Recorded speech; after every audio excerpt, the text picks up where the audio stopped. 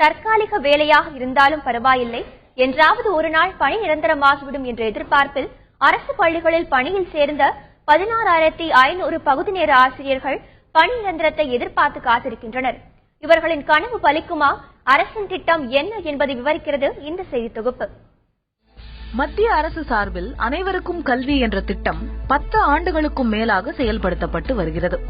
இத்திட்டத்தின் கீழ் மாணவர்களின் கலைத்திறனை, விளையாட்டுத் திறனை மேம்படுத்துவதற்கு உதவும் வகையில் கடந்த 2012ஆம் ஆண்டில் விளையாட்டு, தையல், ஓவியம், இசை உள்ளிட்ட பிரிவுகளில் 16,500 பகுதி நேர ஆசிரியர்கள் அரசு பள்ளிகளில் நியமனம் செய்யப்பட்டனர். வாரத்தில் 3 அரைநாள் வேலை, மாதம் 5,000 ரூபாய் சம்பளம் என்ற அடிப்படையில் நியமிக்கப்பட்ட இவர்கள் தங்களை பணி நிரந்தரம் செய்ய வேண்டும் என தொடர்ந்து கோரிக்கை விடுத்த போதும் அரசு தரப்பில் இதுவரை நடவடிக்கை எடுக்கவில்லை. சம்பளம் மட்டும் 2013ஆம் ஆண்டில் 2,000 ரூபாய் உயர்த்தப்பட்டது. எல்லாருமே பாத்தீங்கன்னா ரொம்ப கஷ்டப்பட்டு இருக்கோம். நிறைய பேருக்கு மேரேஜ் ஆகாமலாம் ரொம்ப கஷ்டப்படுறாங்க. நிறைய பெண்கள் கர்ப்பிணி பெண்களுக்கு லீவ் கிடைக்காம கஷ்டப்படுறாங்க.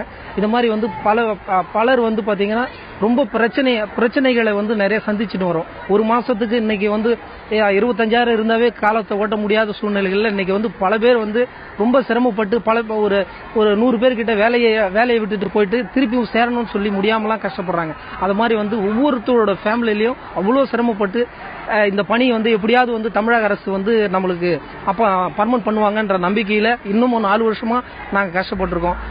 பகுதி நேர ஆசிரியராக இருப்பதால் மாணவர்களின் திறனை மேம்படுத்துவதில் முழுமையாக ஈடுபட முடியாத நிலை இருப்பதை சுட்டிக்காட்டி வாரம் முழுவதும் பணி செய்வதற்கு ஏற்ப தங்களை பணி நிரந்தரம் செய்ய வேண்டும் என ஆசிரியர்கள் வலியுறுத்துகின்றனர். இந்த பகுதி நேர பணி என்பது மற்ற வேலைகளை செய்ய முடியாம இருக்கு. இங்க 3 வேலை பண்ணிட்டு மற்ற வேலைகளை வெளியில போய் பண்ண முடியாத சூழ்நிலை.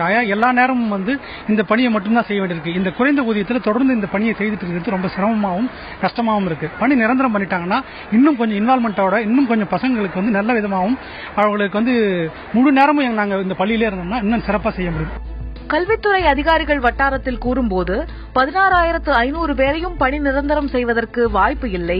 அதே நேரத்தில் தற்போதைய சம்பளம் 7,000 ரூபாயை உயர்த்தி வழங்குவதற்கு வாய்ப்புகள் இருப்பதாக தெரிவிக்கின்றனர். தந்தி டிவி செய்திகளுக்காக ஒளிப்பதிவாளர் ஆனந்துடன் சங்கரன்.